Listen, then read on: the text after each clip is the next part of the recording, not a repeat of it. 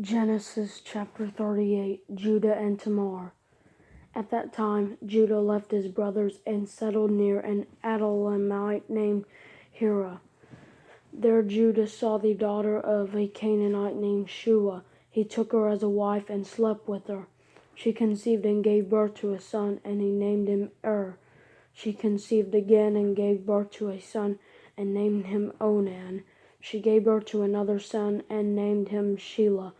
It was at Shezib that she gave birth to him. Judah got a wife for his firstborn, and her name was Tamar. Now Judah's firstborn, was evil in the Lord's sight, and the Lord put him to death. Then Judah said to Onan, "Sleep with your brother's wife, perform your duty as her brother-in-law, and produce offspring for your brother." But Onan knew that the offspring would not be his. So whenever he slept with his brother's wife, he released his semen on the ground so that he would not produce offspring for his brother. What he did was evil in the Lord's sight, so he put him to death also.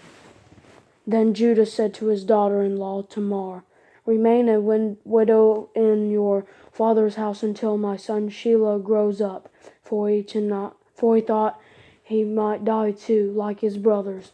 So Tamar went to live in her father's house.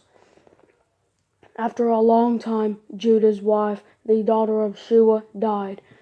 When Judah had finished mourning, he and his friend Hira the Adullamite went up to Timnah to the sheep shearers.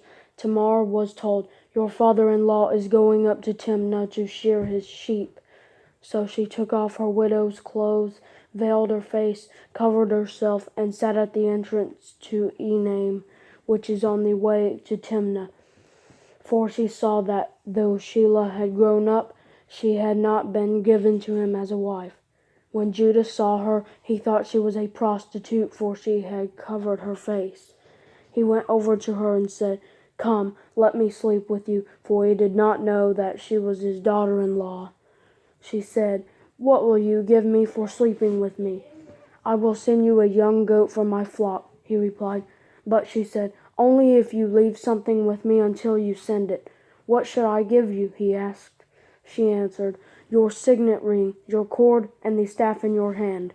So he gave them to her and slept with her, and she got pregnant by him. She got up and left, then removed her veil and put her widow's clothes back on.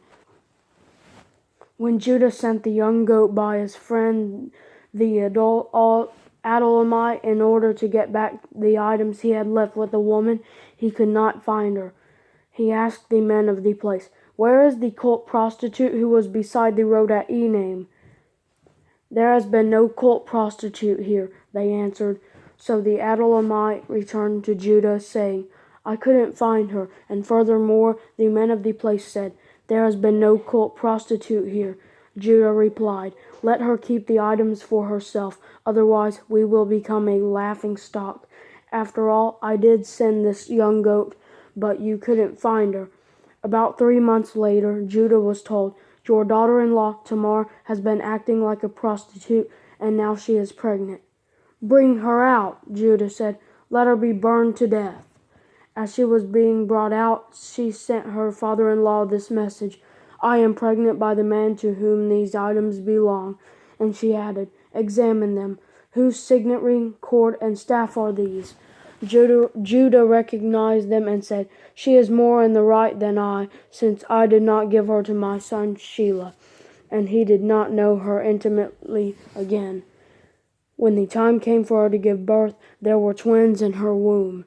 As she was giving birth, one of them put out his hand, and the midwife took it and tied a scarlet thread around it, announcing, "This one came out first." But then he pulled his hand back, and his brother came out.